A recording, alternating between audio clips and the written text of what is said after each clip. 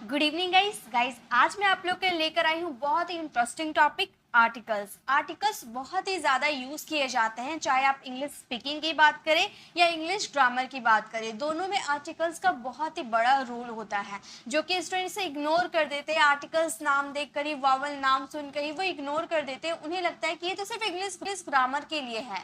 तो गाइज ऐसा कुछ भी नहीं है, ये इंग्लिश ग्रामर के लिए भी उतना ही इक्वली है जितना कि इंग्लिश स्पीकिंग के लिए। दोनों इक्वली है, दोनों में इनका यूज बहुत ही ज्यादा किया जाता है। तो आपको दिख रहा होगा यहाँ पर 3 गर्ल दिख रही होगी। इसका नाम है इसका नाम है एन और इसका नाम है द। एंड द, ये तीनों बेस्ट फ्रेंड है। इन तीनों को ही लेकर मैं आर्टिकल्स की स्टोरी आपको सुनाने वाली हूँ। ठीक है, स्टोरी मैं सुनाऊंगी जिसकी वजह से आपको पता चलेगा कि आर्टिकल्स क्या है, इनके टाइप्स क्या है, इनका क्या मीनिंग निकलता है, क्या सब कुछ मैं इसी के थ्रू समझाऊंगी।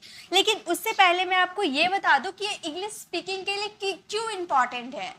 मैंने भी बोला ना कि इंग्लिश स्पीकिंग के लिए बहुत इंपॉर्टेंट है, तो इंपॉर्टेंट है तो क्यों है, रीजन भी पता होना चाहिए ना। तो गाइस पहली बात तो ये जो एन और द है ना, इसका यूज हिंदी वाले सेंटेंसेस में नहीं किया जाता है। जैसे आपके लिए टेंसेस इंपॉर्टेंट है, जैसे आपके लिए मॉडल्स इंपॉर्टेंट है, जैसे आपके लिए प्रीपोजिशन इंपॉर्टेंट है, वैसे ही आर्टिकल्स भी हमारे लिए इंपॉर्टेंट है। लेकिन टेंसेस की बात करो तो ता है, ती है, ते हूं हिंदी वाले सेंटेंसेस में आते हैं, यानी कि वहां पे हमें समझ में आ जाता है कि ये प्रेजेंट सिंपल का सेंटेंस है। मॉडल्स में सकता है, चाहिए देख के हमें समझ में आ जाता है कि मॉडल्स है, कैन या शुड में लगेंगे। और प्रीपोजिशन में पर ये सब आ जाते हैं, तो हमें पता चल जाता है कि इसमें इन, ऑन टू ये सारे लगने वाले हैं। लेकिन आर्टिकल्स ऐसा चीज है जिसका हिंदी में इसका यूज ही नहीं किया जाता है, यानी कि हिंदी वाले सेंटेंसेस में आर्टिकल्स को कोई जगह ही नहीं दिया गया है, सिर्फ इंग्लिश के सेंटेंसेस में इसे जगह दिया गया है। तो हिंदी वाले सेंटेंसेस में जगह नहीं दिया गया है, बिल्कुल जगह नहीं दिया गया है। हाँ, थोड़ा बहुत और एन को जगह दिया गया है, और एन को जगह दिया गया है थोड़ा बहुत, लेकिन द को तो बिल्कुल जगह नहीं दिया गया है। इसीलिए और एन को काफी घमंड हो गया कि हमें तो थोड़ा बहुत हिंदी के सेंटेंसेस में जगह दी गई है, लेकिन द को तो बिल्कुल नहीं जगह दी गई है। इसीलिए इन लोगों ने घमंड कर द को खुद से अलग कर दिया, यानी कि ये दोनों बेस्ट फ्रेंड है और ये दोनों ये फ्रेंड से दोस्ती तोड़ दी, यानी कि ये तीनों अलग हो गए। अब क्या हुए, अब और एन एक साथ रहते हैं और द अलग रहती है। तो और एन को हम लोगों ने इनका ग्रुप नाम दिया, जिसे हम बोलते इनडेफिनिट। इनडेफिनिट क्यों दिए, क्योंकि ये निश्चित नहीं होते, कभी सेंटेंसेस में आते हैं कभी नहीं आते हैं, कम आते हैं, है ना। मैंने बोला हिंदी वाले सेंटेंसेस में आते हैं लेकिन ना के बराबर आते हैं, तो इनडेफिनिट ये कहलाए। और द को हम डेफिनेट बोले क्योंकि ये आते ही नहीं है, ये निश्चित है कि ये आएंगे ही नहीं, इसीलिए इसे डेफिनेट नाम दिए। ये तो मैंने इसके स्टोरी बताई, लेकिन रियल मीनिंग समझिए। अब हम रियल मीनिंग में चलते हैं। ये आपको पता चल गया ना कि ए और एन दोनों बेस्ट फ्रेंड है, दोनों का यूज किया जाता है, लेकिन द अलग होता है, ये दोनों से बिल्कुल अलग होता है द। ओके, देखिए अब रियल मीनिंग में चलते हैं। ए और एन में और एन को इनडेफिनेट कहा गया है क्योंकि ये डिफाइन नहीं होते, निश्चित नहीं होते कहाँ पर कौन से आएंगे, कभी ए आ जाते, कभी आ जाते, कभी एन आ जाते, डिफाइन नहीं होते, इसलिए इसे इनडेफिनेट नाम दिया गया। और इसे डेफिनेट नाम इसीलिए दिया गया क्योंकि ये जहां भी लगता है ना, ये दो जहां भी लगता है वो निश्चित होता है, निश्चित होता है, उसमें वो डिफाइन किया गया होता है, वो डेफिनेट होता है। सेंटेंसेस के थ्रू समझोगे ना, काफी इजी तरह से समझ में आ जाएगा। ये आज मैं आपको इस तरह से सिखाने वाली हूँ, बिल्कुल हलवा हो जाएगा, पानी की तरह साफ हो जाएगा। अगर आप रिटन इंग्लिश की बात करो, अगर आप स्पोकन इंग्लिश की बात करो, दोनों में इक्वली इंपॉर्टेंट है और दोनों का कॉन्सेप्ट में इतना इजी तरह से क्लियर कर दूंगी कि आपको समझ में नहीं आएगा कि आपने आर्टिकल्स कितने मजे में सीख लिया। आई बेट यू। तो चलिए स्टार्ट करते हैं। अब हम देखते, पहले हम इनडेफिनिट में चलते हैं। ओके, तो इनडेफिनिट में पहले आप एग्जाम्पल देख लीजिए। ओके, ये एग्जाम्पल में आप बताइएगा क्या ये एग्जाम्पल सही है। My father has gone for a walk, I want to have rest now, history is easy subject, language is a gift of God, yesterday I had long talk with him. क्या ये सारे sentences right है? एक बार अपना मन में सोचिए, क्या ये सारे सेंटेंसेस राइट है? राइट लग रहे हैं आपको? मैं बोलूं तो ये सारे के सारे सेंटेंसेस रॉन्ग है। देखने में तो सही लग रहा है ना, देखने में सही है, लेकिन यहाँ पर कुछ आर्टिकल्स मिसिंग है जिनके वजह से ये पूरे के पूरे सेंटेंसेस रॉन्ग हो गए। यानी कि आपको ये समझ में आया, आर्टिकल्स बिना कितना सेंटेंसेस अधूरा है। आर्टिकल्स बिना अगर इंग्लिश बोलने गए ना तो 100% गलत इंग्लिश बोलोगे। देखिए मैं आपकी इंग्लिश करेक्ट करती हूँ। यहाँ पर देखिए, अगर आप बोल रहा हो कि मुझे बुखार है तो आप बोलोगे I have fever. No, incorrect है। आई हैव फीवर नहीं कहा जाता है, कहा जाता है आई हैव अ फीवर। बल्कि हिंदी में क्या बोलते हो, मुझे बुखार है ना। हिंदी में हम क्या बोलते हैं? हिंदी में हम बोलते हैं मुझे बुखार है। हम ये थोड़ी बोलते हैं कि मुझे एक बुखार है। हम ऐसा बोलते हैं क्या कि मुझे एक बुखार है? नहीं, एक नहीं बोलते हैं, लेकिन इंग्लिश में अ लगाना पड़ता है। आई हैव अ फीवर बोलेंगे, ना कि आई हैव फीवर बोलेंगे। अगर आई हैव फीवर बोलोगे तो इनकरेक्ट हो जाएगा। क्या सही है? I have a fever. Okay. अगर मैं बोलूं I want to eat burger, I want to eat burger, क्या राइट है? No, it's wrong. क्या राइट है? I want to eat a burger. हम भले ये बोले कि मुझे बर्गर खाना है या मैं बर्गर खाना चाहती हूँ। मैंने ये नहीं बोला कि मैं एक बर्गर खाना चाहती हूँ, मैंने ये नहीं बोला, मैंने बोला मैं बर्गर खाना चाहती हूँ। सिर्फ इतना बोला, फिर भी मुझे ए लगाना पड़ेगा। बिना ए लगाए हमारा सेंटेंसेस इनकम्प्लीट होगा। I want to eat a burger, मतलब मुझे बर्गर खाना है, मैं बर्गर खाना चाहती हूँ। Okay. A English teacher is absent today, right है? No, it's wrong. क्यों? A English teacher is absent today मतलब दुनिया के जितने टीचर हैं उनमें एक टीचर की बात की जा रही है।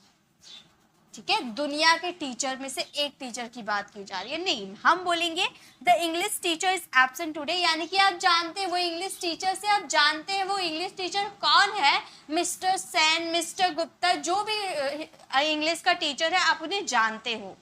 तब आप लगाओगे द, स्पेसिफिक नाउन के लिए द लगाएंगे। ओके, वो मैं आपको बताऊंगी, द के कॉन्सेप्ट में मैं आपको लेके जाऊंगी तब बताऊंगी। We are going to buy dress for our daughter, right है? No, it's wrong. राइट क्या है?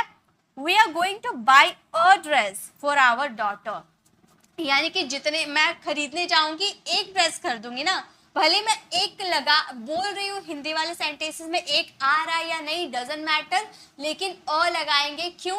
क्योंकि हम जितने ड्रेस है उसमें से एक खरीदने की बात कर रहे हैं। मतलब मॉल जा रहे हैं, मॉल में जितने ड्रेसेस है ना उनमें एक ड्रेसेस खरीदने की बात करें जो काउंटेबल है, जिसको काउंट कर सकते हो आप। वहां पर भले आप एक लगा रहे हो हिंदी वाले सेंटेंसेस में या नहीं डजंट मैटर, लेकिन इंग्लिश वाले सेंटेंसेस में अ लगाना होगा अगर आप काउंटेबल नाउन की बात कर रहे हो। ओके, बुखार काउंटेबल नहीं है, लेकिन ये रूल है कि आई हैव फीवर नहीं कह सकते, आई हैव अ फीवर कह सकते हैं। ओके, बट बर्गर काउंटेबल है तो वहां पे और लगाना होगा, ड्रेस काउंटेबल है तो वहां पे और लगाना होगा। Got it? चलिए, और अच्छे से क्लैरिटी के लिए अब हम अ और एन में कॉन्सेप्ट में चलते हैं, उसे अच्छे से समझते हैं कि आखिर वो उसका कॉन्सेप्ट क्या है, उसके बाद दो में चलेंगे। तो देखिए यहाँ पे आपको दिख रहा होगा, मैं स्टोरी के थ्रू भी आपको समझाऊंगी। ओके, स्टोरी के थ्रू भी समझाऊंगी कैसे इसका यूज किया जाता है। तो सबसे अ और एन का कॉन्सेप्ट समझते हैं। Use an before vowel sound like A E I O U. बचपन से हम पढ़ते आ रहे हैं कि जिन भी सब्जेक्ट जिन भी नाउन, देखिए सबसे पहले तो अ एन और द यानी कि आर्टिकल्स कहाँ लगते हैं? नाउन के पहले, नाउन को के पहले। तो नाउन के बारे में आपको पता होगा, सी टच फील, जिसे हम देख सकते हैं, जिसे हम छू सकते हैं, जिसे हम फील कर सकते हैं, वो सभी नाउन है। वहां पे आपको वॉवेल मिल जाएंगे। ओके, तो बचपन से हम पढ़ते आ रहे ए ई आई ओ यू, ये जहां भी रहेंगे 5 लेटर, तो वहां पे जहां भी जैसे कि अपॉर्चुनिटी, यहाँ पे वो आपको मतलब जो भी लेटर जो भी आपका वर्ड रहेगा उसकी स्टार्टिंग में अगर आपका वॉवेल आ जाते हैं यानी कि ए ई आई ओ यू आ जाते हैं तो वहां पे एन लगा दो। बचपन से हमें यही सिखाया गया है ना, लेकिन वो आधा ज्ञान है, वो इनकम्प्लीट नॉलेज है हमारे लिए। आपको ये 5 वॉवल आपको याद नहीं रखने, आपको वॉवल साउंड याद रखने हैं, यानी कि बोलने पे डिपेंड करता है। आप वो वर्ड को बोलिए, बोल कर देखिए कि उनमें साउंड आ रहा है, अ ई आई ओ यू, इसका साउंड आ रहा है क्या, साउंड आएगा वहीं पर एन बैठाएंगे, और जहां पर कॉन्सोनेंट का साउंड आएगा वहां पे बैठाएंगे अ। चलिए एग्जाम्पल लेते हैं, आपको समझ में आ जाएगा। पहला है अपॉर्चुनिटी। अपॉर्चुनिटी, तो देखिए बोलिए बोलिए अपॉर्चुनिटी, तो ओ का साउंड आ रहा ना, ओ का साउंड आ रहा, अपॉर्चुनिटी ओ का साउंड आ रहा। हम ये नहीं देखेंगे कि ओ है, ओ वॉवल में आता है इसलिए एन लगाएंगे, नहीं, साउंड क्या आ रहा, अपॉर्चुनिटी, ओ का साउंड आ रहा, तो हम यहाँ पर क्या लगाएंगे, हम यहाँ पे लगाएंगे एन। ओके, फिर है 1 रुपये नोट। 1 रुपये नोट, यहाँ भी तो ओ आ रहा है, तो क्या ए एन लगा दे, बिल्कुल नहीं। क्यों, क्योंकि 1 रुपये नोट बोल रहे, अगर हम इसे लिखेंगे तो 1 में लिखेंगे, 1 रुपये नोट, 1 बोलते हैं ना, 1 ऑन थोड़ी बोलते हैं, 1 बोलते हैं 1, तो 1 वो क्या है, कॉन्सोनेंट है। अ से आ तक आपका जो आएगा वो स्वर होगा, यानी कि वॉवल होगा, और क से ज्ञ तक के बीच में जो आता है वो सारे कॉन्सोनेंट होते हैं। तो वो क ख में आते हैं ना, यानी कि व्यंजन में कॉन्सोनेंट हो गए ये, तो यहाँ पर क्या लगाएंगे, अ लगाएंगे। समझ में आ रही बात। तो आपको लेटर देख के नहीं पहचानना है कि यहाँ पे वॉवल, ये वॉवल है या नहीं, लेटर देख के नहीं पहचानने हैं, वो बचपन के लिए काफी है। अब बड़े हो गए, अब हमें वॉवल साउंड समझना है, ये वॉवल साउंड क्या होते हैं, ठीक है। नेक्स्ट देखिए, अम्ब्रेला, क्या साउंड आ रहा, अम्ब्रेला, ओ का साउंड आ रहा, भले यूं लिखा गया, यूम्ब्रेला नहीं बोलते, ठीक है, हम क्या बोलते हैं, अम्ब्रेला, ओ का साउंड आ रहा, ओ यानी कि ए का साउंड आ रहा है ना, तो यहाँ पे तो एन लगेंगे।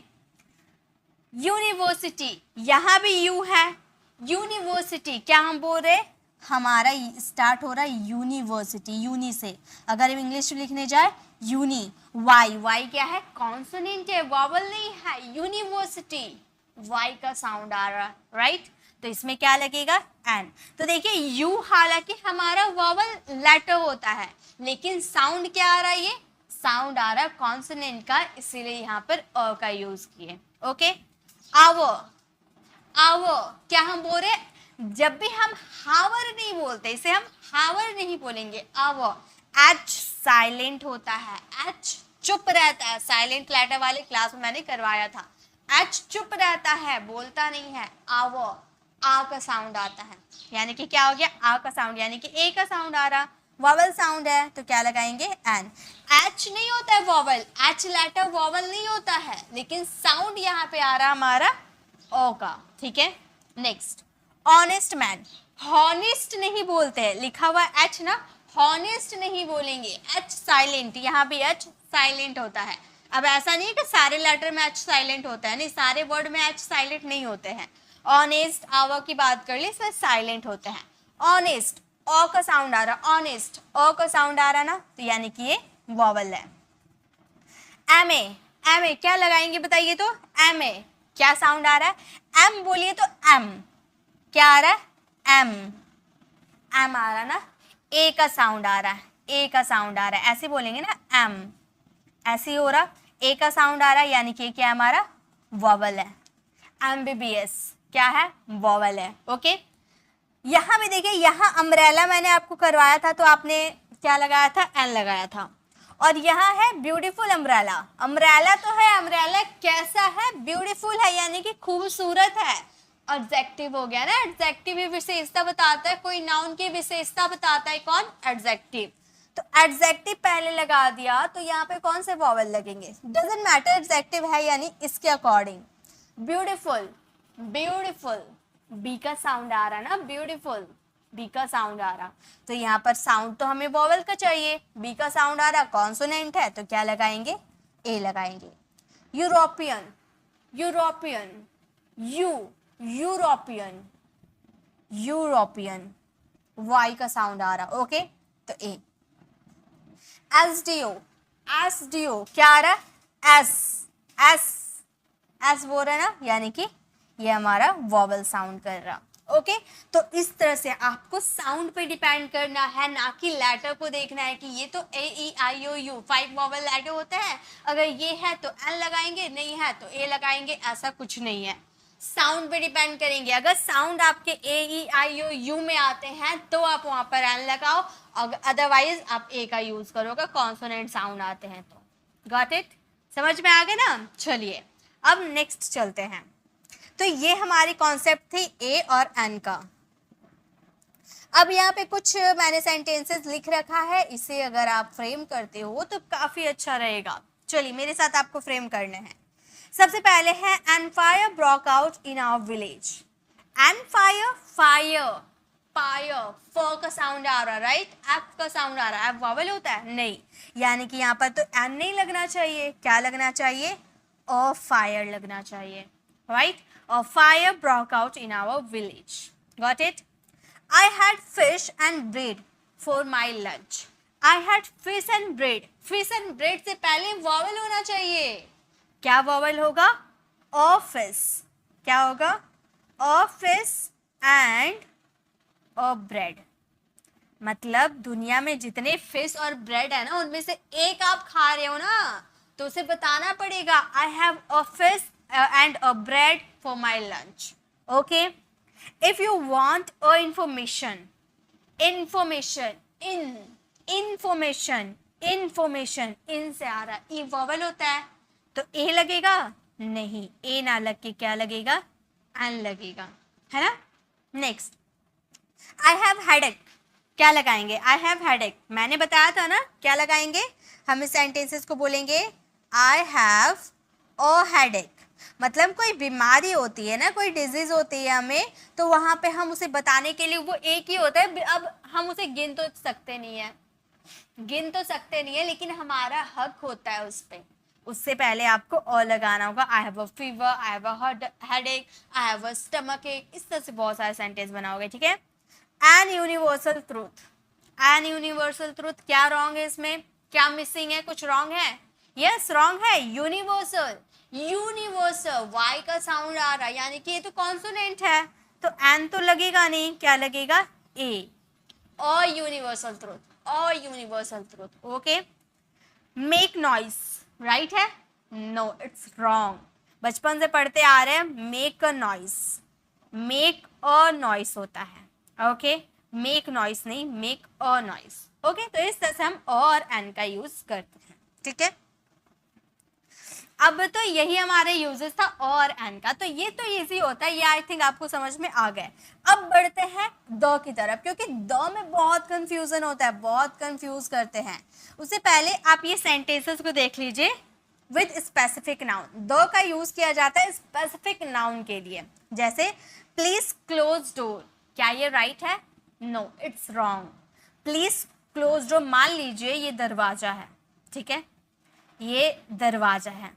अब मैं यहाँ, आप मेरे घर के दरवाजे पे खड़े हो, ठीक है? आप मेरे घर के दरवाजे पे खड़े हो, नॉक किए, मैंने दरवाजा खोला, मेरे हाथों में बहुत सारी बुक्स थी, फिर मैंने आपको बोला कि ठीक है आप अंदर आ जाइए, आप अंदर गए और मैंने आपको बोला दरवाजा बंद कर दो। मैंने बोला कि बाहर दरवाजा खुला रह जाएगा, बंद कर दो, मेरे हाथ में बुक्स है, तो जो दरवाजा से आप घुसे वो दरवाजा बंद कर दो। आपने ये बोला, तो क्या आप प्लीज क्लोज डोर बोलोगे? No, it's wrong. तो क्या बोलोगे? Please close a door, please close a door? No, a door आप लगाओगे ना, तो आपका मतलब हो गया दुनिया के जितने दरवाजे हैं उनमें एक दरवाजा की आप बात कर रहे हो। अब वो कौन से दरवाजा की बात कर रहे हो इसका पता नहीं चल रहा, अब बस इतना पता है आपको, और डोर लगा, और डोर बोले यानी कि दुनिया में जितना दरवाजा है उनमें किसी एक की बात कर रहे हो, लेकिन किसकी बात कर रहे हो ये नहीं पता है। अगर आप बोले please close the door, the लगा दिए, इसका मतलब क्या हुआ? इसका मतलब हुआ स्पेसिफिक नाउन, यानी कि जिस दरवाजा से आप घुसे हो ना वो दरवाजा की बात कर रहे हो। समझ में आया? द लगा दे यानी कि पर्टिकुलर वही चीज के बारे में बात कर रहे हैं, जो आगे वाले को भी पता है, मुझे भी पता है, मतलब मुझे भी पता है कि दरवाजा लगाना है, आपको भी पता है कि दरवाजा लगाना है, तो मैंने बोला प्लीज क्लोज द डोर, मतलब आप समझ गए वो दरवाजा से जो आप घुसे हो उसे लगाने की बात की जा रही है। तो स्पेसिफिक नाउन की अगर बात करोगे तो द लगाना होगा। ओके, जैसे I saw a bird sitting on a tree, right है? नहीं, अ ट्री मतलब क्या हो गया, मैंने एक बर्ड को देखा जो बैठी थी पेड़ पर, है ना, पेड़ पर बैठी थी। यानी कि दुनिया के में जितने पेड़ है वो सारे पेड़ के वो जितने भी पेड़ है उनमें से एक पेड़ पर बैठी थी, ऐसा कहना चाहते हो। लेकिन अगर आपने लगा दिया I saw a bird sitting on the tree in front of my house, मतलब मेरे घर के बगल में जो पेड़ है उस पे बैठी हुई है, तो द लगा दिए, तो ये पता चल गया ना कि वो पर्टिकुलर पेड़ की बात कर रहे हो, जो मेरे घर के बगल में है, वही स्पेसिफिक जो नाउन है, जो पेड़ है, उसी की बात कर रहे हो, उसी पर चिड़िया बैठी हुई थी। ठीक है, तो द का मतलब होता है कि कोई पर्टिकुलर चीज के बारे में बात करते हैं तो वहां पे द का यूज किया जाता है। चलिए, स्टोरी के थ्रू भी मैं आपको बताऊंगी। स्टोरी के थ्रू अगर आप समझोगे तो आपको रिटर्न इंग्लिश की बात करो या स्पीकिंग की बात करो, दोनों में काम आएंगे। ठीक है, चलिए अब ये पहले ये देखिए, आई सो अ मूवी लास्ट नाइट, मैंने लास्ट नाइट एक मूवी देखी, द मूवी वॉज इंटरटेनिंग, मजेदार थी वो मूवी। अब देखिए यहाँ पे मैंने अ मूवी लगाया और यहाँ पे मैंने द मूवी लगा दिया। वाई? यहाँ अ मूवी था, यहाँ द मूवी है, क्यों? इतना बड़ा चेंज कैसे आ गया?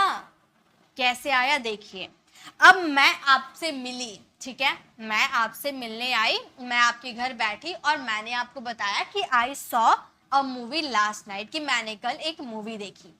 अब आपको पता चल गया मैंने क्या देखी, मूवी देखी। तो आपको पता नहीं था मैंने क्या देखा है क्या नहीं देखा, मैंने आपको बताया कि मैंने मूवी देखी, तो मैंने अ मूवी बताया कि दुनिया में जितनी भी मूवी है ना उनमें से एक मूवी मैंने देखी, एक मूवी देखी। ठीक है, अब मैं द मूवी वॉज इंटरटेनिंग इसीलिए बता रही हूँ क्योंकि आपको भी पता है मैंने क्या देखा, वही मूवी। मान लो गदर 2 मैंने मूवी देखा, ठीक है, गदर 2, तो आपको पता चल गया ना मैंने कौन सी मूवी देखी, मैंने क्या देखी, मूवी देखी। मुझे भी पता है, आपको भी पता है, तो मैं फिर से अ मूवी नहीं बोलूंगी, अगर लगा दूंगी तो फिर से आपको पता, फिर से यही सेंटेंस आएगा कि दुनिया में जितने भी मूवी है उनमें से एक मूवी।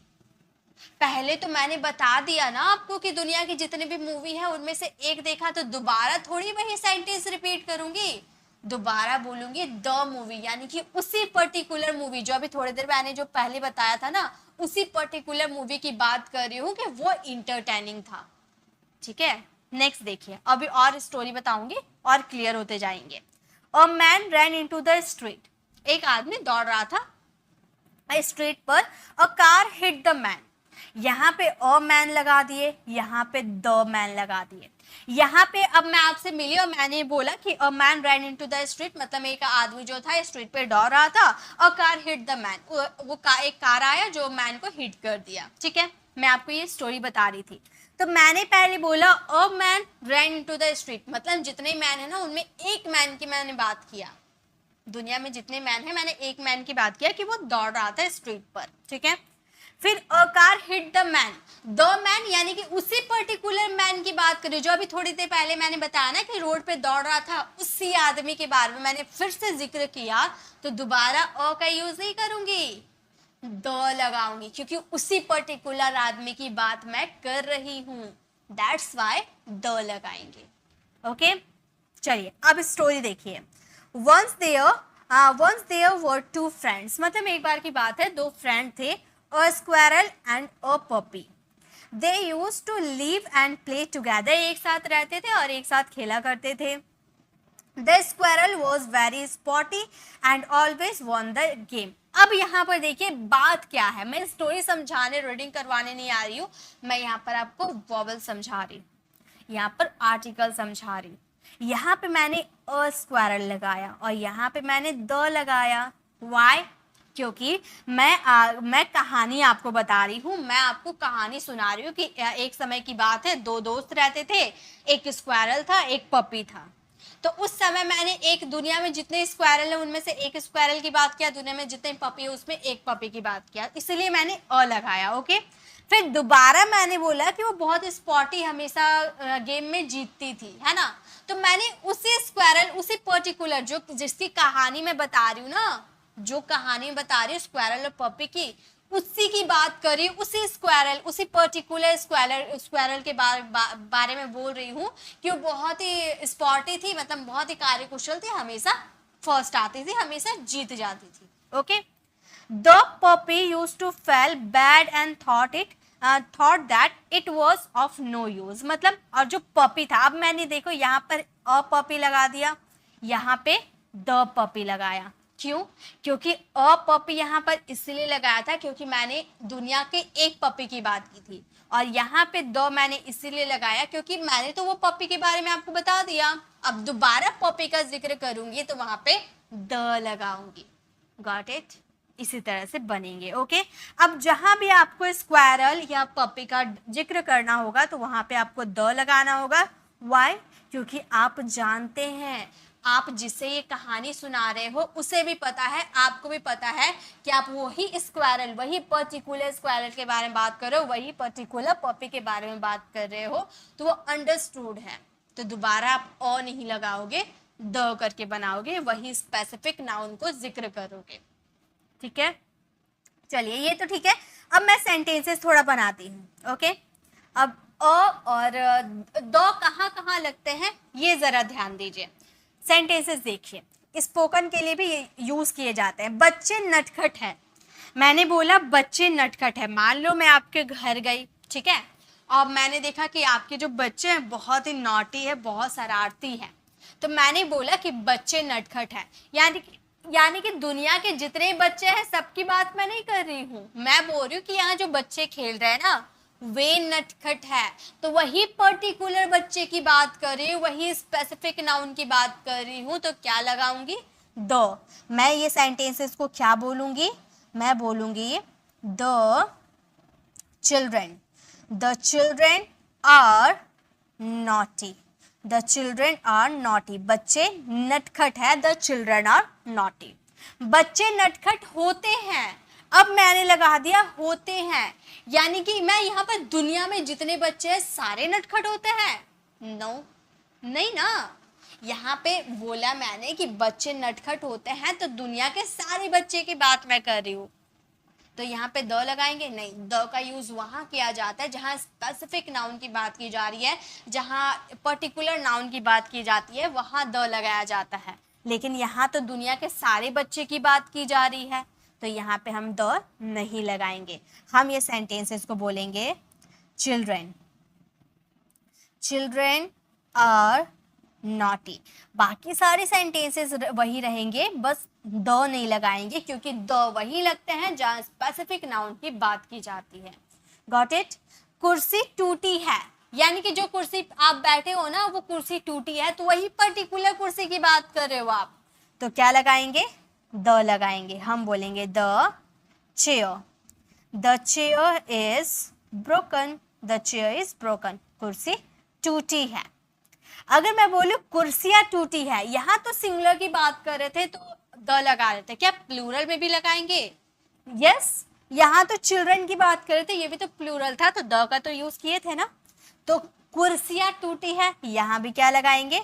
सेम सेंटेंस बनेगा, द चेयर्स हो जाएगा, प्लूरल है। The chairs are broken, the chairs are broken. कुर्सियां उपयोगी होती है, कुर्सियां उपयोगी होती है, तो यहाँ मैंने दुनिया की सारी कुर्सियों के बारे में बताया। क्या मैंने पर्टिकुलर कुर्सी के बारे में बताया? क्या मैंने एक स्पेसिफिक नाउन के बारे में बताया? नहीं। अगर स्पेसिफिक नाउन के बारे में बोलती तो मैं बोलती ये कुर्सी उपयोगी है, यानी कि उस पर्टिकुलर के बारे में बात करती, तब द चेयर बोलती। लेकिन मैंने बोला कि कुर्सियां उपयोगी होती है, यानी कि दुनिया के सारी कुर्सियों की बात मैं कर रही हूँ, तो यहाँ द नहीं लगाएंगे, यहाँ हम बोलेंगे chairs, chairs are useful, chairs are useful. गाय बीमार है, गाय बीमार है, तो क्या दुनिया में जितनी गाय है सारे बीमार है? नहीं, मैं एक स्पेसिफिक नाउन की बात कर रही हूँ, तो मैं क्या लगा दूंगी? द। मैं बोलूंगी the cows are ill, the cows are ill. गाय बीमार है, द काउज आर इल। गाय सीधी होती है, तो क्या मैंने एक गाय की बात बोली? नहीं, दुनिया में जितनी गाय है सबके बारे में बोली कि गाय सीधी होती है, तो दो नहीं लगाएंगे। स्पेसिफिक नाउन रहता है तब दो लगाते हैं। ये तो दुनिया में जितनी है सभी के बारे में बात कर रहे हैं, तो बोलेंगे काउज आर जेंटल, गाय सीधी होती है। पानी गंदा है, तो क्या दुनिया में जितना पानी है सारे गंदे हैं? नहीं, मैंने जो गिलास में पानी पकड़ा हुआ है ना वो गंदा है, तो मैं बोलूंगी पानी गंदा है, तो दो लगाऊंगी, क्योंकि वो स्पेसिफिक चीज के बारे में बात कर, वो स्पेसिफिक नाउन के बारे में बात कर रही हूँ। तो वो क्या हो जाएगा? The water is dirty, the water is dirty. Okay, पानी उपयोगी होता है। अब क्या मैं जो ले हूं वही खाली उपयोगी है? नहीं, दुनिया के सारे पानी की बात कर रही हूँ ना, तो पानी उपयोगी होता है यानी कि दुनिया के सारे पानी की बात कर रही हूँ, तो यानी कि ये स्पेसिफिक नाउन के बारे में बात नहीं कर रही हूँ। क्या लगाएंगे? यहाँ पे दो नहीं लगाएंगे, हम बोलेंगे water is useful, water is useful.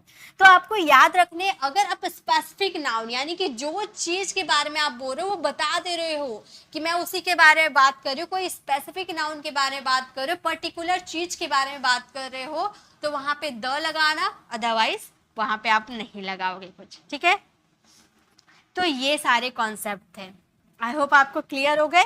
अब आपके लिए ये रहा होमवर्क, इसे आपको करने हैं फ्रेम और इसका आंसर आपको कमेंट में देना है।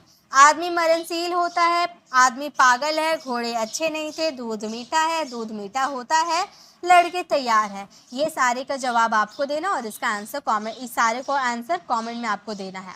साथ ही साथ आपको इस सेंटेंसेस में आखिर रॉन्ग क्या है, यहाँ पे ऐसा कौन सा वर्ड लगा दे, कहाँ पे वॉवेल लगा दे कि ये सही हो जाए, इसका भी आंसर आपको कमेंट में करना है। गलत होते मैं सही कर दूंगी, लेकिन कमेंट पहले ज़रूर करना। ओके, सो गाइज, आज की ये क्लास हमारी यहीं तक रही। आई होप आपको आर्टिकल समझ में आ गया। और एक बात मैं पहले ही आपको बता देती हूँ कि जो मैंने द का यूज़ बताया ना, द के सिर्फ एक यूजेस नहीं होते हैं। अगर द पे डिटेल वीडियो आपको चाहिए तो 7 to 8 9 यूजेस सिर्फ द के ही यूजेस निकलेंगे। कब द को द बोला जाता है, कब द को दी बोला जाता है, तो ये भी मैं आपको बता देती हूँ। अगर आपका, जैसे कि मैंने यहाँ बोला, यहाँ पे लेते हैं मैन और यहाँ पे लेते हैं एप्पल, दोनों में मान लीजिए लगता है द। अब कहाँ पे द बोलेंगे, कहाँ पे दी बोलेंगे, ये भी देखिए। इसे बोलेंगे द मैन और इसे बोलेंगे दी एप्पल। वाई? अगर आपका कॉन्सोनेंट हो, मैन म साउंड आ रहा ना, एम का साउंड आ रहा, यानी कि कॉन्सोनेंट है। कॉन्सोनेंट से पहले अगर आप द का यूज करते हो तो उसे द में प्रोनाउंस करते हैं, और ए हमारा वॉवल होता है, वॉवल से पहले अगर द का यूज करते हो तो वो दी बन जाता है, दी एप्पल। ओके, ये चीज आप ध्यान रखिएगा। अगर यहाँ पर मान लीजिए ऐसे रहता बिग एप्पल, मान लीजिए ये रहता बिग एप्पल, तो यहाँ क्या लगाते? यहाँ दो तो लगाते, लेकिन कैसे बोलते? द बिग एप्पल बोलते, दी नहीं बोलते, क्योंकि एप्पल से पहले बिग आ गया है, जो कि बिग हमारा वॉवल नहीं साउंड करता। ओके, तो ये चीज़ ध्यान रखिएगा, द को द कब बोलते, दी कब बोलते हैं। तो यही हमारा कॉन्सेप्ट था आज आर्टिकल्स का। ये कहानी है 3 दोस्तों की, रोहन, रवि एंड सूरज। तीनों एकदम बेस्ट फ्रेंड थे। एक दिन रोहन ने रवि के पास जाकर कहा कि मैं रिया से प्यार करता हूँ। ये जो रोहन है ना, इसने किससे कहा? रवि से कहा। रोहन ने रवि से कहा कि मैं रिया से प्यार करता हूँ। अब ये जो रवि है, इसके पेट में कोई बात पचती ही नहीं है। ये बात को सुना कि रोहन रिया से प्यार करता है, रोहन ने उसे बताया। ये दौड़ा दौड़ा दौड़ा दौड़ा गया सूरज के पास। अब सूरज के पास जाकर इससे बता दिया कि रोहन ने मुझे बताया। रोहन ने किसे बताया? रोहन ने मुझे बताया कि वह रिया से प्यार करता है। तो ये बात किसने किससे कही? रोहन ने सूरज से कही। ठीक है, तो यहाँ पे देखिए क्या क्या चेंज हुआ। पहले यहाँ पर सेंटेंस है रोहन ने मुझसे कहा, यानी कि रोहन कह रहा है, रवि कह रहा है रोहन ने मुझसे कहा मैं रिया से प्यार करता हूँ, यानी कि ये रिया से प्यार करता है तो यही ना बोलेगा कि मैं रिया से प्यार करता हूँ। और जब यही बात रवि सूरज के पास जाकर बोलेगा तो किस तरीके से बोलेगा? रवि सूरज को बोलेगा कि रोहन ने मुझे बताया कि वह रिया से प्यार करता है, यही ना बोलेगा। ये थोड़ी बोलेगा कि मैं रिया से प्यार करता हूँ, रवि थोड़ी रिया से प्यार करता है, रोहन करता है, रोहन ने उसे बताया। तो रवि ये बात जाकर सूरज को बताएगा कि रोहन ने मुझे बताया कि वह रिया से प्यार करता है, यानी कि ये काम हो गया एक तरह से चुगली करना। रोहन ने रवि से बताया, अब रोहन ने जाकर सूरज से चुगली कर दी, उसकी सारी बातों को बता दी। बताया वही बात कि वह रिया से प्यार करता है, लेकिन यहाँ पर यहाँ पर क्या क्या चेंज हुआ? यहाँ पर कहने की बात हो रही थी और यहाँ पर बताने की बात हो रही है। यहाँ पर मैं आपका था और यहाँ पर वह हो गया। तो ये जो चेंज हो रहा ना, यही चेंज आपके डायरेक्ट और इनडायरेक्ट स्पीच कहलाते हैं। ठीक है, अब देखिए यहाँ पर पहला सेंटेंस आपका पास्ट है कि रोहन ने मुझे बताया, पास्ट में बताया कि वह रिया से प्यार करता है, यानी कि पहला सेंटेंस अगर पास्ट में होता है तो दूसरा सेंटेंस भी पास्ट में आता है, यानी कि इसमें बहुत सारे चेंजेस करने पड़ते हैं। इसीलिए स्टूडेंट जनरली इस पे कंफ्यूज हो जाते हैं, उन्हें बहुत ही हार्ड लगता है। लेकिन मैं आज आपको गारंटी देती हूँ कि अगर आप वीडियो में एंड तक बने रहते हैं तो ये जो डायरेक्ट और इनडायरेक्ट स्पीच होता है ना, एकदम मक्खन की तरह आप लोग के लिए हो जाएंगे, एकदम पानी की तरह साफ हो जाएंगे। आपको पूरे अच्छे से क्लियर तरीके से समझ में आने लगेगा कि डायरेक्ट और इनडायरेक्ट क्या होता है। पहली बात तो आप ये याद रखिए कि यहाँ पर चुगली करने की काम हो रही है। जैसे आपने किसी को कुछ बताया और वही बात उसने दूसरे को जाकर अपनी भाषा में बता दिया। जैसे मैंने आपको बोला कि मैं आज स्कूल नहीं जाऊंगी, ठीक है, मैंने बोला कि मैं आज स्कूल नहीं जाऊंगी। अब यही बात आप जाकर रिया से कहोगे कि पूजा ने मुझसे कहा कि वह स्कूल नहीं जाएगी। यहाँ पर मैंने बोला कि मैं स्कूल नहीं जाऊंगी, मैं को आपने क्या बता दिया कि वह स्कूल नहीं जाएगी। तो ये जो चेंजेस होती है ये डायरेक्ट और इनडायरेक्ट स्पीच में होती है। ठीक है, तो ये चुगली करने वाला काम आपको क्लियर हो गया। अब चलिए इसे हम सेंटेंसेस के थ्रू फ्रेम करते हैं। पहले तो ये वाले इजी है, इसे मैं बाद में बताऊंगी। ठीक है, यहाँ पर कुछ रूल लिखे हुए हैं, लेकिन पहले मैं आपको ये बताना चाहती हूँ कि यहाँ पर चेंजेस क्या क्या होता है, पहले वो देखिए। सबसे पहली बात, जहाँ ये सैड आपको दिखता है ना, सैड जो दिखता है, सैड को हम चेंज करके यहाँ पर टोल्ड का यूज करते हैं। पहला चीज क्लियर हुआ ना कि सैड को चेंज करके हम टोल्ड लगाते हैं, टोल्ड। ठीक है, टोल्ड बताना। यहाँ पर है कि वह मुझसे कहा, और अगर आप किसी को ये बात बोलोगे तो आप क्या बोलोगे? उसने मुझे बताया, है ना, बताया यानी कि टोल्ड। अब सेकेंड फॉर्म है ना, सेट सेकेंड फॉर्म है, इसीलिए इसका सेकेंड फॉर्म टोल्ड, टेल का सेकेंड फॉर्म टोल्ड यूज किए। ठीक है, यहाँ तक हो गया, यहाँ क्लियर है। अब ये जो आपको इन्वर्टेड कॉमा दिख रहा है ना, ये जो इन्वर्टेड कॉमा है, कॉमा इन्वर्टेड कॉमा को हटाकर हम यहाँ पर यूज करते हैं दैट का। सेकेंड चीज क्लियर हुआ, सेकेंड क्लियर हो गया ना कि पहला सैड को चेंज करके हमें टोल्ड में बदलना है। दूसरा इन्वर्टेड कॉमा, इसको हम लोग बोलते हैं इन्वर्टेड कॉमा। ठीक है, इन्वर्टेड कॉमा को हटाकर आपको क्या यूज करने? दैट का यूज करने हैं। ओके, उसके बाद हम फ्रेम करेंगे, तब हम समझेंगे। ठीक है, पहला दो चीज आपको क्लियर हो गया ना, दो चीज क्लियर है। चलिए अब मैं आपको फ्रेम करके बताती हूँ। तो अब देखिए, he said I am ready, उसने कहा मैं तैयार हूँ। अब दो सेंटेंस, ये दोनों में फर्क देखिए। ठीक है, फर्क को पहचानिए। यहाँ पर है he said, normal he said, और यहाँ पर है ही सेड टू मी। अब यहाँ पर टू मी, टू हिम ऐसा कुछ लगाया हुआ है नहीं, बट यहाँ पर लगाया हुआ है। तो एक चीज एकदम गांठ बांध लीजिए, अगर आपका टू मी लगाया रहता है, टू मी, टू हर, ऐसा कुछ भी रहे, यहाँ पर टू के साथ कुछ ऑब्जेक्ट का जिक्र किया रहे, तो आप यहाँ पर सैड को टोल्ड में बदलना। बट अगर आपका नहीं लगा, जैसे यहाँ पर ही सैड है, टू हिम, टू मी ऐसा कुछ भी नहीं लगा हुआ है, तो यहाँ पर सैड को चेंज नहीं करेंगे। जैसे ही सैड है वैसे ही सैड आपको बैठा देने हैं। याद रहेगा ना, याद रखेगा। ही सैड टू मी, टू करके अगर आपने ऑब्जेक्ट का यूज किया है तो सैड को टोल्ड में बदलना। लेकिन अगर टू करके आपने ऑब्जेक्ट का जिक्र नहीं किया है तो सैड सैड ही रहेगा, टोल्ड में नहीं बदलेगा। ठीक है, ये चीज आपको समझ में आ गया। तो हमने क्या बोला?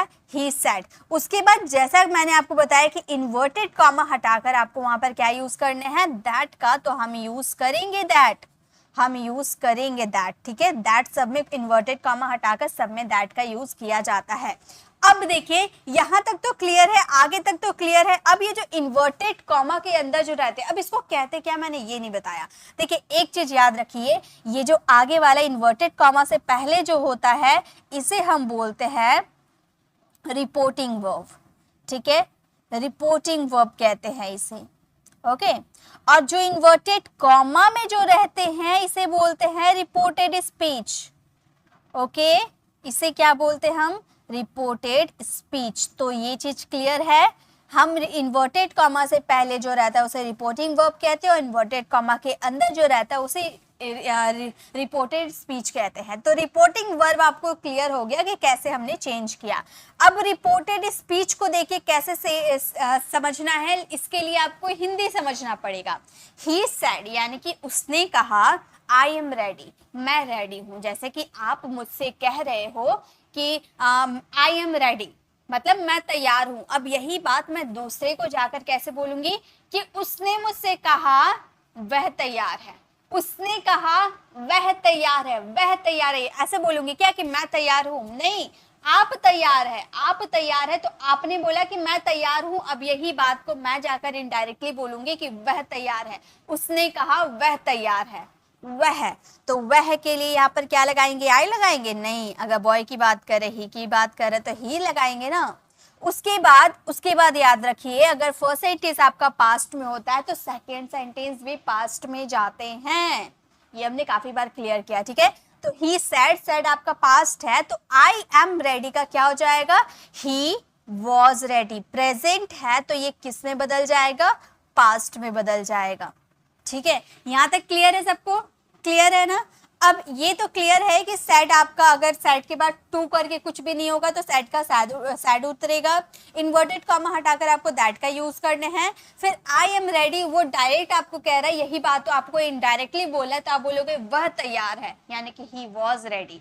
वह तैयार हो, मतलब वह तैयार है यानी कि पास्ट में उसने तैयार हो चुका है, वो तैयार है यानी कि वो तैयार हो गया है। तो ये सेंटेंस आपका नॉर्मली पास्ट में चला गया। भले है, हूँ, कुछ भी आपके सेंटेंस पे आते हैं, लेकिन पहला सेंटेंस अगर पास्ट होता है तो सेकंड सेंटेंस भी पास्ट में ही बनता है, ओके।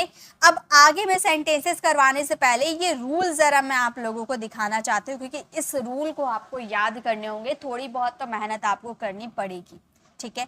पहला, सिंपल प्रेजेंट। अगर आपका सेंटेंस सिंपल प्रेजेंट यानी कि जिसे हम प्रेजेंट इंडेफिनिट भी कहते हैं, अगर उसमें रहे तो सिंपल पास्ट यानी कि पास्ट इंडेफिनिट में बदलेंगे। अगर सेंटेंस आपका प्रेजेंट इंडेफिनिट में रहता है तो उसे जब हम इनडायरेक्ट बनाएंगे तो पास्ट इंडेफिनिट फॉलो करेंगे, ठीक है। अगर आपका सेंटेंस प्रेजेंट कॉन्टिन्यूअस यानी कि डायरेक्ट स्पीच अगर आपका प्रेजेंट कॉन्टिन्यूअस में रहता है तो इनडायरेक्ट आपका पास्ट कॉन्टिन्यूअस में चला जाएगा, ठीक है। इज एम आर वर्ब का फोर्थ फॉर्म अगर रहा ना रिपोर्टेड स्पीच, तो आपको वॉज वर्ब प्लस वर्ब का फोर्थ फॉर्म यूज करना होगा। और एक चीज, प्रेजेंट परफेक्ट, प्रेजेंट परफेक्ट अगर रहता है तो उसे पास्ट परफेक्ट में बदल देना है। प्रेजेंट परफेक्ट को पास्ट परफेक्ट में बदल देना है। प्रेजेंट परफेक्ट कॉन्टिन्यूअस को पास्ट परफेक्ट कॉन्टिन्यूअस में बदल देना है। अब ये तो बहुत आसान था ना कि प्रेजेंट इंडेफिनिट को past indefinite, present simple, present continuous को पास्ट कॉन्टिन्यूअस, प्रेजेंट परफेक्ट को past perfect, present perfect continuous को पास्ट परफेक्ट कॉन्टिन्यूअस।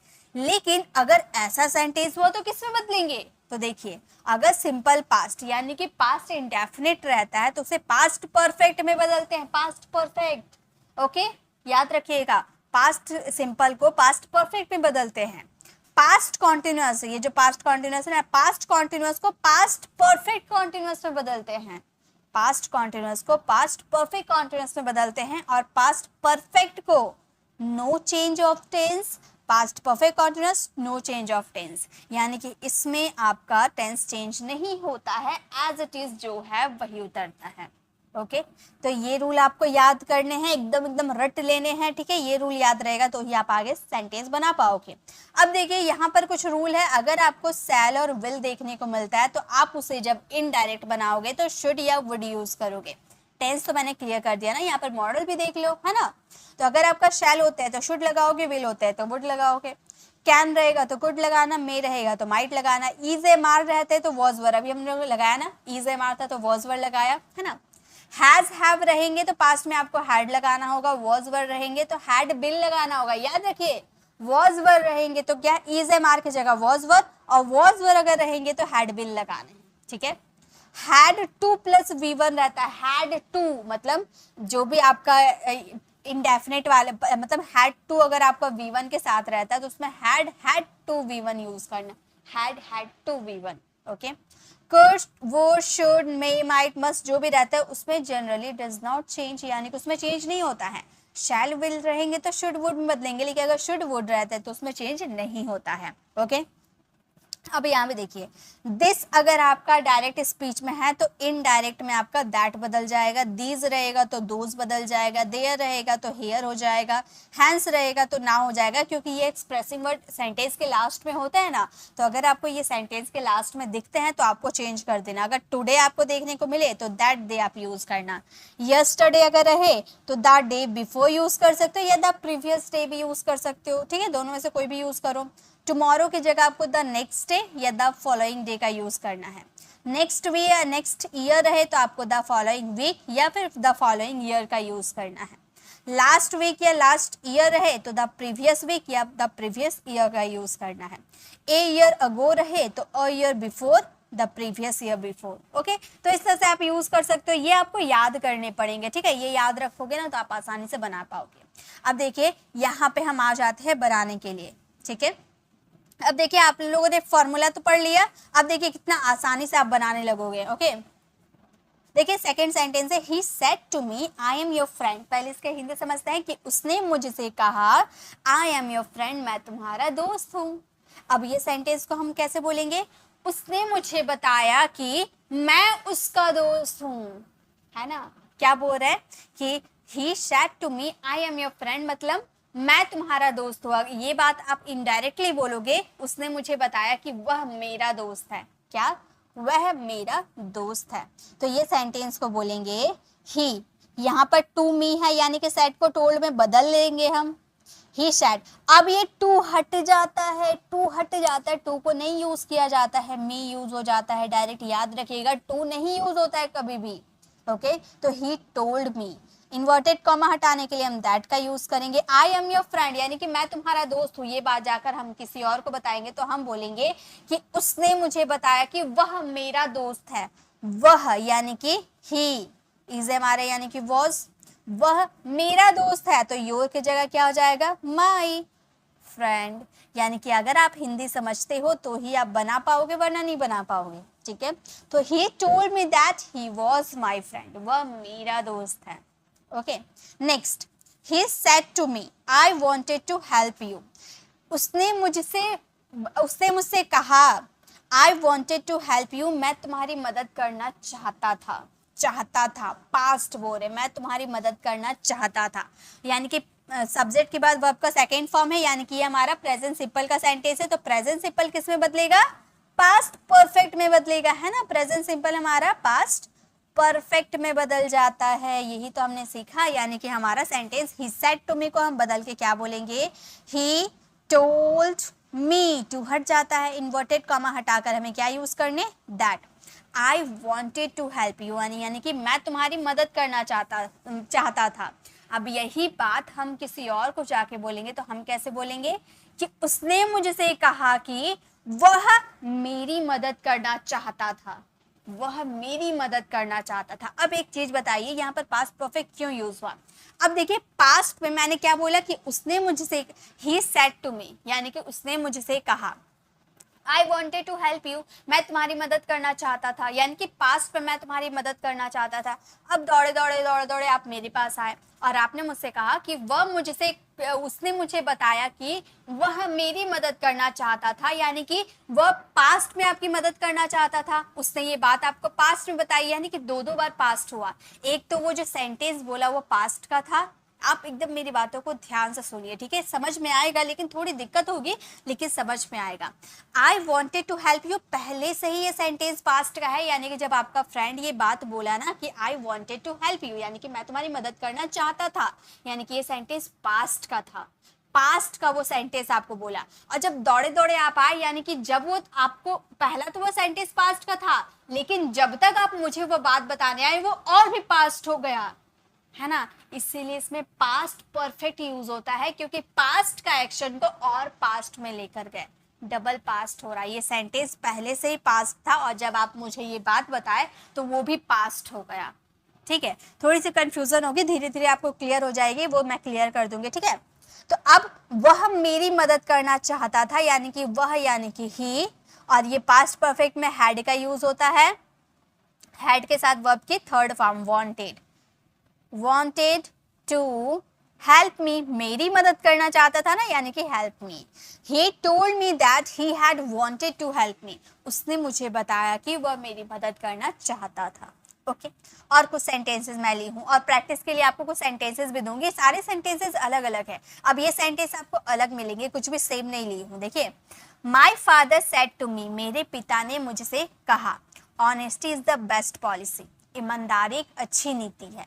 अब ये बात आकर आप मुझे बताओगे कि माई फादर टोल्ड मी, है ना, कि मेरे पापा ने मुझे बताया कि, my father told me, inverted comma हटाकर क्या यूज करेंगे, दैट।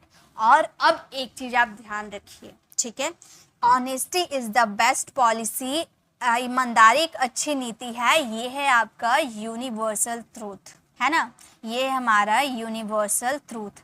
तो जो आपका सर्वदा सत्य वाला बात होता है, यानी कि यूनिवर्सल ट्रूथ होता है, वो कभी भी चेंज नहीं होता है, नो चेंज, इनमें कोई चेंज नहीं करेंगे, जैसे होगा एज इट इज आपको उतार देना है। द अर्थ इज राउंड, यानी कि पृथ्वी गोल है, क्या कभी चपटी हो जाएगी, क्या कभी स्क्वायर में बन जाएगी, नहीं ना, ये सर्वदा सत्य है, ये यूनिवर्सल ट्रूथ है। तो यूनिवर्सल ट्रूथ कभी चेंज नहीं होता है, ना टेंस में चेंज होगा, ना सेंटेंस में चेंज होगा, कुछ भी चेंज नहीं होगा, जैसे है वैसे यूज कर देंगे। Honesty is the best policy, जैसे है वैसे यूज कर देंगे, यानी कि इसको पास्ट में बदल दिए, नहीं, पास्ट में नहीं बदलेंगे, जैसे है वैसे ही इसे लिखना है। तो याद रखिए, यूनिवर्सल ट्रूथ कभी भी चेंज नहीं होता है। तो my father told me that honesty is the best policy. Okay, अब देखिए नेक्स्ट वाला फिर से अलग मैंने क्वेश्चन लिया है। He said to me, are you ill, उसने मुझसे कहा, क्या तुम बीमार हो। कहा क्या, पूछा, उसने मुझसे पूछा क्या तुम बीमार हो। अब ये बात मैं दौड़ी दौड़ी गई आपके पास कि उसने मुझसे पूछा क्या मैं बीमार हूं, मैं बीमार हूं, ठीक है। अब ये सेंटेंस को कैसे बनाएंगे, ही पहले ही है। अब यहाँ पर मैंने क्या बोला था, सैड को टोल्ड में बदल देना था, लेकिन यहाँ पर तो हम क्वेश्चन पूछ रहे हैं ना कि उसने मुझसे पूछा कि, पूछा मीन्स आस्क्ड। अगर आपका नॉर्मल सेंटेंस होता, बताया का सेंस आता, तो आप टोल्ड का यूज कर देते, लेकिन यहाँ पर क्वेश्चन पूछ रहा है, पूछ रहा है यानी कि आस्क कर रहा है, यानी कि उस सैड आपका सेकंड फॉर्म था, तो आस्क का भी सेकंड फॉर्म आस्क्ड यूज किए, ठीक है। ही आस्क्ड टू हट जाएगा मी। उसके बाद टोल्ड जब हम यूज कर रहे थे तो इन्वर्टेड कॉमा हटाने के लिए दैट का यूज किए, बट अगर आप आस्क्ड का यूज कर रहे हो और आपका सेंटेंस क्या है, इंट्रोगेटिव है, ठीक है। आपका सेंटेंस अगर इंट्रोगेटिव आपका सेंटेंस रहता है तो इन्वर्टेड कॉमा हटाकर आपको इफ का यूज करना होता है। याद रखेगा ना कि आप पहले सैड को हटाकर आस्क्ड में बदलोगे, क्योंकि ये इंट्रोगेटिव सेंटेंस है, यानी कि यहाँ पर सवाल पूछने का काम हो रहा है, और यहाँ पर इन्वर्टेड कॉमा हटाकर आपको इफ का यूज करना है। उसके बाद आर यू इल, यानी कि क्या तुम बीमार थे। अब यहाँ पर हम दूसरे को जाकर ये बोलेंगे कि उसने मुझसे पूछा कि मैं बीमार हूँ, मैं बीमार हूँ, यानी कि ये सेंटेंस पास्ट है तो सेंटेंस पास्ट में होगा, आर यानी कि वॉज में बदल जाएगा, वॉज में। हम ये सेंटेंस को ऐसे बोलेंगे, आई वॉज इल, मैं बीमार हूँ, उसने मुझसे पूछा कि मैं बीमार हूँ। He asked me if I was ill. Okay, तो ऐसे ही आपको बनाने हैं। क्वेश्चन मैं लेकर आई हूँ, उसे आप सॉल्व करोगे ना तो आपको समझ में आने लगेगी। Riya said to me, where do you live, Riya ने मुझसे कहा कि तुम कहाँ रहती हो। अब यहाँ पर देखो, यहाँ भी इंट्रोगेटिव है, लेकिन ये क्या सेंटेंस है, ये WH इंट्रोगेटिव सेंटेंस है, इसमें भी कुछ चेंज होता है। अगर सिंपल आपका इंट्रोगेटिव होता है, यानी कि हेल्पिंग वर्ब वाले अगर इंट्रोगेटिव होते हैं तो उसे जोड़ा जाता है इफ से, लेकिन इसमें अलग होता है। यहाँ भी सैड को हटाकर हम आस्क का यूज करेंगे, क्योंकि ये भी इंट्रोगेटिव है। हम ये सेंटेंस को बोलेंगे, रिया आस्क्ड मी। अब यहाँ पर देखिए, अगर आपका सिंपल इंट्रोगेटिव होता है तो आप इफ से जोड़ोगे, लेकिन अगर WH फैमिली वर्ड्स होते हैं तो इन्वर्टेड कॉमा हटाकर सीधे WH फैमिली वर्ड्स ही लिखते हैं। इनमें दैट इफ कुछ भी यूज नहीं होता है। ये ज्वाइन करने के लिए आपका वेयर का ही यूज किया जाता है। डू आई लिव ये आपका प्रेजेंट इंडेफिनिट का सेंटेंस है, यानी कि इसे पास्ट इंडेफिनिट में बदलेंगे तो आई लिव्ड का यूज करेंगे। Riya asked me where I lived, Riya ने मुझसे पूछा मैं कहाँ रहती हूँ। ओके, तो ऐसे आपका सेंटेंस। आप बोलोगे मैम ये आपने डू की जगह आप यहाँ पर डिड का यूज आपको करना चाहिए था ना। जी नहीं, हाँ भले यहाँ पर आपका क्वेश्चन पूछने का काम हो रहा है, लेकिन यहाँ पर वेयर को हमने यहाँ पर एक तरह से जोड़ने का काम रिलेटिव प्रोनाउन के रूप में हमने यूज किया, तो यहाँ पर ये सेंटेंस आई लिव्ड होगा। ये रिलेटिव प्रोनाउन की तरह आपका वर्क करा। आप धीरे धीरे प्रैक्टिस करोगे ना तो आपको क्लियर हो जाएगा। अब ये चीज आपको क्लियर हो गया। अब मैंने स्टार्टिंग में एक आपको स्लाइड मैंने छोड़ दिया था, वो मैं आपको समझाती हूँ। हार्ड वाले ये देखिए, अभी तक आपने जो सीखा ना वो बहुत ही हार्ड वाले थे। अब इजी वाले में भी अक्सर स्टूडेंट कंफ्यूज हो जाते हैं, तो इसमें आपको कंफ्यूज नहीं होना। आप देखिए, अभी हम लोगों ने क्या देखा कि अगर आपका सैड टू रहता है तो उसे बदल के हम क्या करते हैं, टोल्ड का यूज करते हैं, राइट। और यहाँ पर देखिए सेज है, ये पास्ट था लेकिन ये प्रेजेंट है, तो सेज को हटा के हम यहाँ पर टेल्स का यूज करेंगे, ठीक है। अब हमने क्या देखा था, अगर सिर्फ सैड आता है, टू हटा के ऑब्जेक्ट नहीं आता है, तो सैड का सैड ही रखते हैं। तो यहाँ भी तो सेज है, सेज के बाद क्या टू है, नहीं है ना, तो यहाँ भी सेज का सेज ही रखेंगे, इसको भी चेंज नहीं करेंगे। अब यहाँ पर सेज था इसीलिए टेल्स यूज किए, यहाँ पर से है तो यहाँ पर टेल का यूज करेंगे, एस नहीं लगाएंगे। ये सिंगुलर था ना इसलिए टेल्स, ये प्लूरल है इसीलिए टेल। ओके, अब चलिए सेंटेंस को बनाते हैं। He says to me, I am your friend. वो मुझसे कहती है मैं तुम्हारी दोस्त हूँ। अब ये सेंटेंस को हम बोलेंगे he says का क्या हो जाएगा, tells. He tells me, और इन्वर्टेड कॉमा हटाने के लिए दैट का इसमें भी यूज किया जाता है। अब आप एक चीज ध्यान दीजिए, हम इससे पहले जो सेंटेंस बना रहे थे, सेट तो हमारा पास्ट, पहला सेंटेंस पास्ट का था, तो दूसरा सेंटेंस भी हम पास्ट का ही बना रहे थे। लेकिन यहाँ पर पहला सेंटेंस हमारा प्रेजेंट है, तो दूसरा सेंटेंस भी प्रेजेंट में ही बनेगा, इसमें पास्ट में हम नहीं जाएंगे। ओके, तो ही सेज टू मी, उसने मुझसे कहा मैं तुम्हारा दोस्त हूँ। अब ये सेंटेंस को हम बोलेंगे वह मुझसे कहता है वह मेरा दोस्त है। वह ही, और ही के साथ इज रहेंगे, माई फ्रेंड, ठीक है। तो यहाँ पर टेंस में चेंज नहीं होता है, बस आपका सब्जेक्ट, आपका बोलने का टोन चेंज हो जाता है, लेकिन आपका टेंस चेंज नहीं होता है। Okay, next, Sita says I am a poor girl. Sita ने कहा मैं गरीब लड़की हूँ। अब यही सेंटेंस में सीता कहती है कि मैं गरीब लड़की हूँ। अब यही सेंटेंस में दूसरा के सामने जाकर बोलूंगी कि सीता कहती है कि वह गरीब लड़की है ना।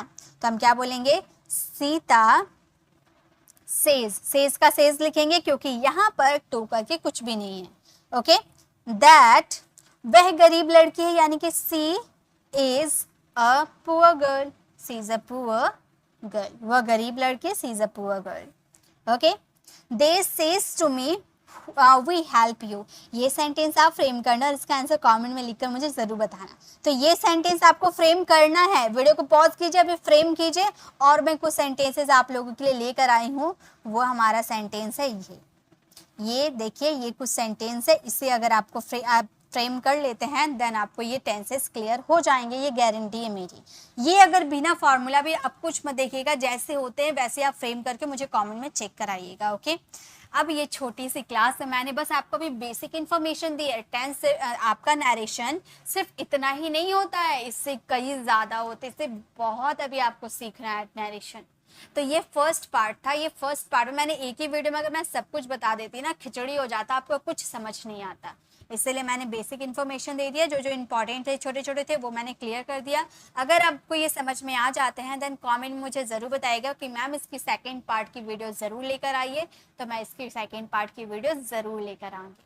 तो ये मेरी छोटी सी इन्फॉर्मेशन आपको कैसे लगे कमेंट में जरूर बताइएगा। अच्छी लगी तो लाइक कीजिएगा, अपने फ्रेंड फैमिली को जरूर शेयर कीजिएगा, और जो कॉम्पिटिटिव एग्जाम की तैयारी कर रहे हैं या फिर स्कूल स्टूडेंट है उन्हें जरूर शेयर कीजिएगा, क्योंकि उन्हें क्लास में नरेशन दिया जाता है, ग्रामर में उनके नरेशन है, तो उनके लिए बहुत ज़रूरी है। ये सीखना बहुत ज़्यादा ज़रूरी है, बिलीव मी बहुत ज़रूरी है। तो अगर आप हमारे चैनल पर नए हैं और मेरे पढ़ाने का तरीका आपको पसंद आया तो सब्सक्राइब कर आने वाले बेल आइकन को जरूर प्रेस कीजिएगा ताकि रोज आने वाली वीडियोस के नोटिफिकेशन आपको समय पर मिल जाएगी। I will see in the next video, till then bye bye, take care.